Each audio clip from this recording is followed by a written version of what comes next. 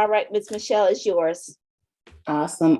So first thing I want to do is just thank you, Tanya. I'm so glad that we connected. I think it was through Facebook, and we've just been moving and grooving every since. As Tanya mentioned, my name is Michele Davis, and I am host of the Boss Experience podcast, available on all the major podcast platforms.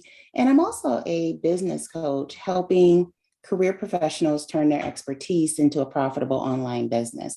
So, my motivation for starting the Boss Experience podcast is, it started off as like, oh, gee, I think I want to start a podcast.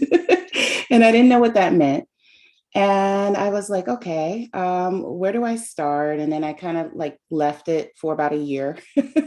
And then I eventually kind of came back to it, found a group of people that were starting podcasts. And I actually got a coach. I invested in just kind of learning the basics of starting a podcast, because I was like, oh, this looks easy, but something tells me this isn't so easy to just get on the mic and just start talking. So one of the things that I wanted to do was to have brand exposure. I wanted to expand my brand into other areas. I was a business coach first, and then the podcasting came later. So I wanted to expand my brand out into other platforms, because as you know, on Facebook, Instagram, we're looking at the same content all of the time, from the same people. You tend to see the same faces. So I wanted to bring something different and allow my audience and my followers to get a different glimpse of who I was as a business coach. And that was really my motivation for starting.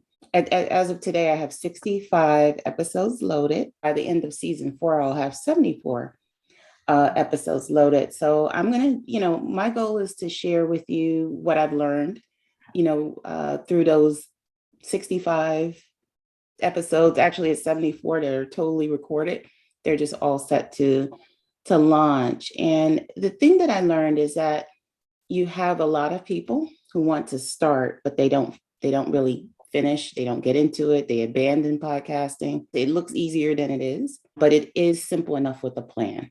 So, I don't want to discourage anyone from taking advantage of the opportunity of podcasting. And you got to think about it. It's a low investment to start when you think about it, because you're paying for just equipment, your distribution platform, and you're investing in whether you're going to use like a Zoom or some other form of recording. So it's pretty low cost to start. And you have to think of it really, if you're going to use it for business, it's a tool.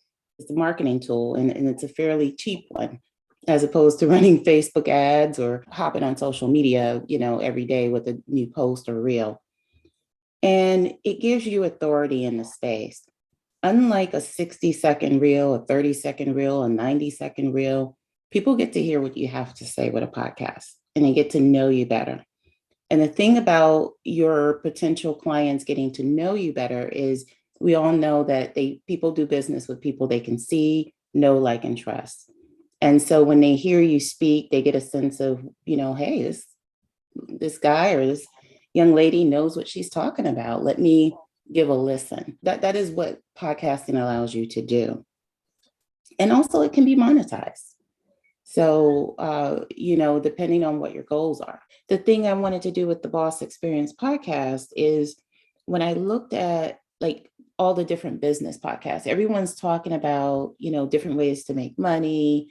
Everyone was talking about, how to get that next sale. Everyone's talking about marketing and this and that. And I talk about those things too. But the one thing that no one was talking about in relation to entrepreneurs is talking about the full boss experience. And when I say the full boss experience, coming into entrepreneurship, we come in with baggage, right? We're coming in with baggage from our job, the toxic workplace we may be working at, that we're trying to leave, and hoping that our business replaces that 9 to 5. So we're coming in with a lot of stuff. And so I get into all of that because just because if you experience something before entrepreneurship, of course you're going to experience, once you're an entrepreneur too. For example, if I struggled with anxiety before I started my business. Imagine my anxiety when I don't get the sales that I want to get, when I'm not getting the clients I want to get. So, the boss experience is not just about the marketing and sales, it's about the entire experience, and how to manage your business and how to manage you, everything that goes with it.